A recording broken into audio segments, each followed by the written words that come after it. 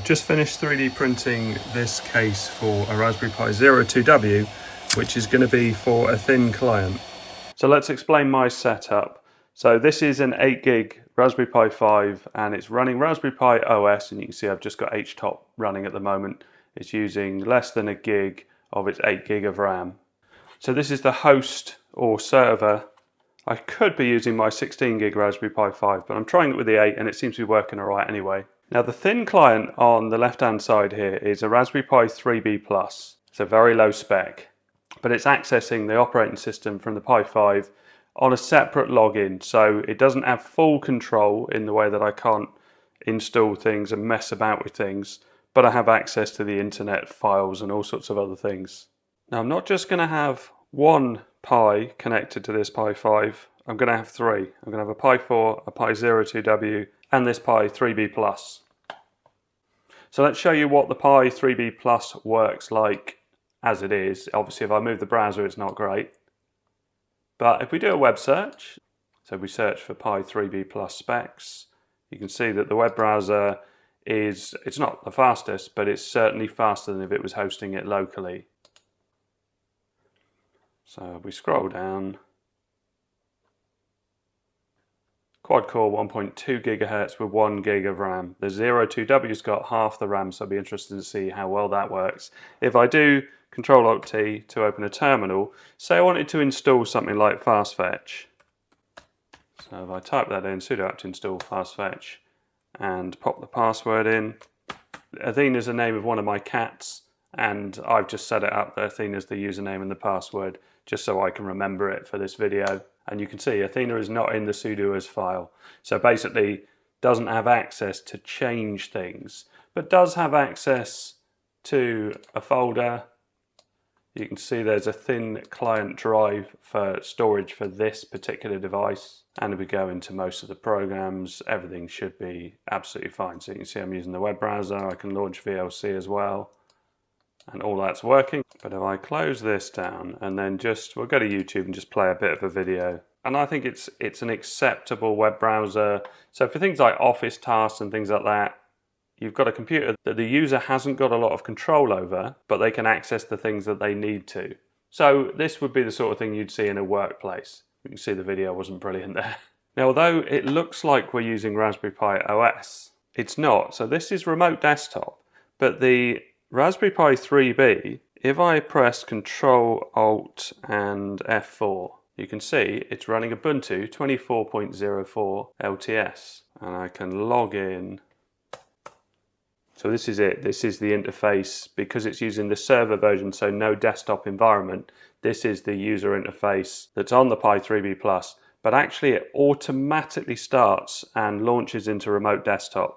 So I'll show you how that works. But let's just type in NeoFetch just to show this device. Oh, not installed. And obviously without a desktop environment, all this works very fast, even on the old Pi 3B Plus. Oh, it wants to do lots of updates, so I'll let it do all that. Now I can run NeoFetch, and you can see 2404. It shows the CPU and it shows the RAM. So what I'm going to do is reboot this Pi 3B Plus and show you what it does when it reboots. So if I hit enter, it'll shut itself down, restart. So this is starting Ubuntu on the Pi 3B Plus now, but it also will check the connection to the server or host. It says automatic login, network found launching thin client. And there it is. So that's Raspberry Pi OS. And just to show it, let's launch the web browser again. Let's do a search for hot UK deals. And we'll just launch that website. So at the back of the room, I've got a Pi 4, again running from an SD card with Ubuntu, exactly the same setup. So if I switch that on, it's next to my quite cool toaster that I got very cheap. This one allows you to pick what colour shade you want, and when you start it, it even kind of counts down and things. I'll put a link in it if it's on Amazon. I got it very cheap. So this is starting up, and it'll run exactly the same as the other one did. I'll get less reflection. So this is a lap dock, so everything is running from the Pi 4. So again, automatic login, checks with the network, finds it, obviously much quicker because it's a lot later machine, and we're in. Now, this is also logged in as Athena. And when it launches on the lap dock on the Pi 4, this happens to the Pi 3. And that's because they're all automatically logging in as Athena. So I need to change that. Hopefully the commands are still remembered in here. Yeah, so if I go into this one, nano bash rc, in this part near the bottom, I've added all these bits. So I've added the IP address of the server, which is here, and also here. But I've also put the user and password. So I've also set up Artemis, which is our other cat, and I've just done that as Artemis and Artemis. So now if I save this with Control O, enter, and then Control X, should be able to reboot now and have both on at the same time. So that started up, and now initially when it boots up, for the very first time with a new user, it always asks this. So it's asking for the password of the server. So whoever's in control of the system needs to log in just once. So if I now start the browser on this one, you can see that that's there. And if I do BBC Sport, that's all working. But at the same time, the Pi 4B is logged in as well. So now what we need to do is set up the 02W. So let's pop it in its 3D printed case. Oh, it's a nice fit. Yeah, that's great. So I've got power going in, and then this will need to be mouse and keyboard. These are cool. It's a USB micro to A, and then I can plug in this keyboard dongle. Let's whack it on the back of this monitor. So this has this sort of stand, but I want to use these on the back. So, okay. So wrong size. I think these must be 7.5 centimeters and this is 10 centimeters, but one would be enough to secure this in place. Let's pop this in. It's a bit long, but it will do as long as I don't over tighten. And I'll use this X layout bracket, which I've had for quite a while now. So this way up allows me to have this slightly off center. Oh, that way around. There we go. That's quite a cool setup. And we'll go with battery power for this. So into the Pi, also into the monitor to power the monitor. Then I need mini HDMI to mini HDMI, which I don't have, but I can do it like that. So into the monitor, into the Pi, and it's booting up.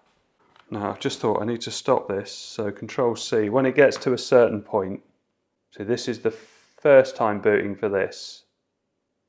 Yeah, Control C, keyboard interrupt. I've stopped it from automatically booting in because it's only going to try and boot in as Athena, and we've got Athena and Artemis logged in already, so it would kick Athena out.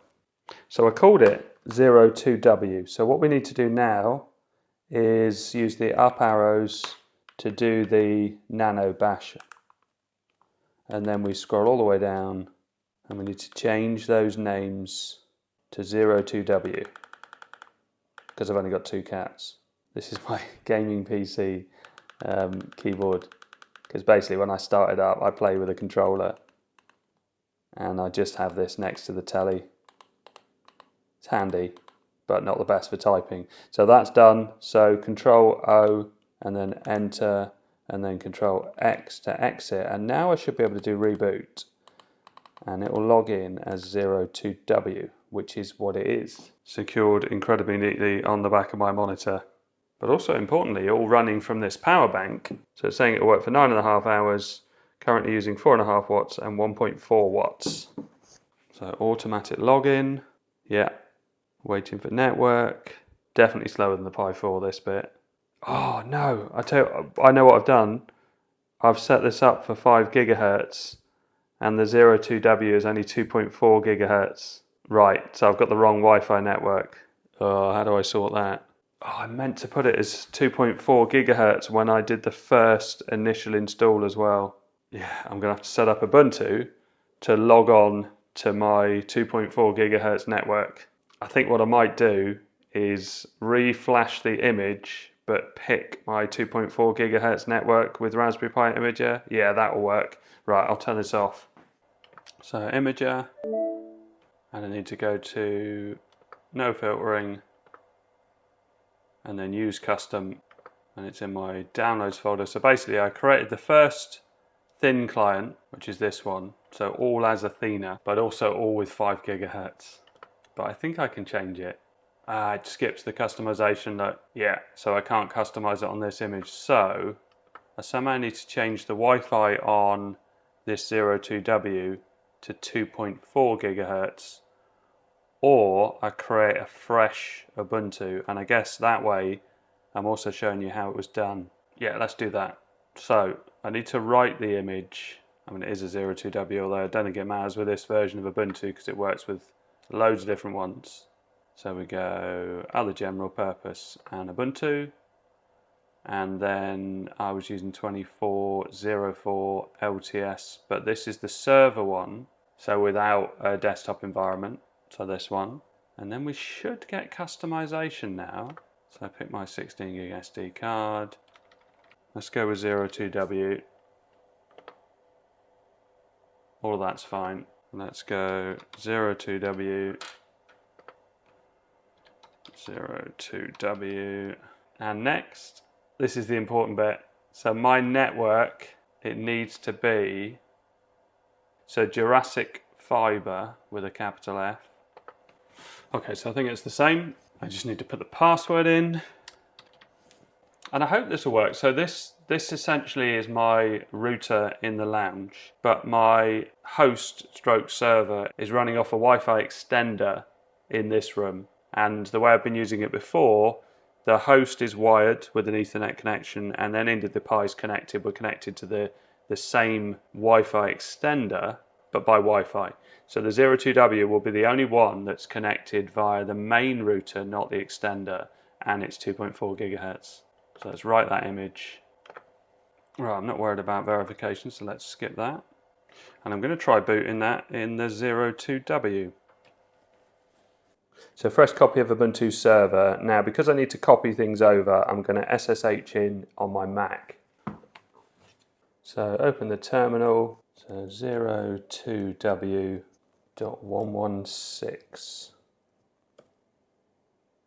And yes. And the password 02W. So now I need my OneNote notes. And I've got notes here. Now, you can't put these in a YouTube description because there's certain characters that it doesn't like. So I've got instructions here for the main Pi, but then also the thin client. So this is what we need to do. Sudo apt update, sudo apt install zinit, and so on. So let's copy that, paste that in on the terminal, and it'll do the updates and everything as well. Okay, so that's just finished. So we need to now copy this next part in. And then we need to input this. Copy that and go all the way to the bottom and pop it in there. So Command V. Now we do Control O, Enter, and Control X to quit out of that. Next bit we need to do is the bit where we need to put the username and the password in. So we'll pop that in here. And then again, go all the way to the bottom. We need to copy all of this in, but we need to make some changes as well. Oh, and actually there's another bit. This as well.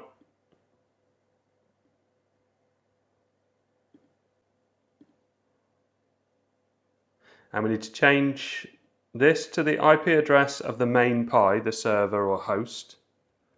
And so mine is at 1.164. And then same on this one. And then under the username, we need to put in 02W in the case of mine, because that's the username and the password on my 02W. And then Control O, enter Control X. And the last little bit is this one, sudo nano, pop that in. And then we're going to change this to say anybody, not console. Anybody, Control O, enter Control X. And we should be alright. So my Pi 5 is still running. So the setup on the main Pi 5 is super easy. So we're using Raspberry Pi OS 64-bit. And then in the terminal, you're going to add whatever users you want. So I added sudo add user and then Athena, Artemis and 02W. And then just this to install the RDP server. And then this to fix the permissions.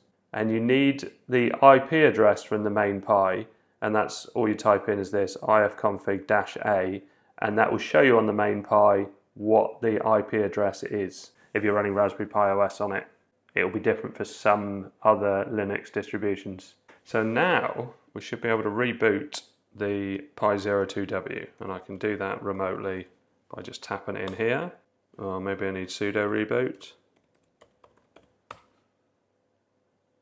Yeah, and it reboots, and now it will connect to the 2.4 gigahertz Wi-Fi, and hopefully it will work. Yep, there's the desktop. So now I've got 3 desktops. Oh, and I remember I have to put my password in for the Pi 5. Let's go with Firefox this time.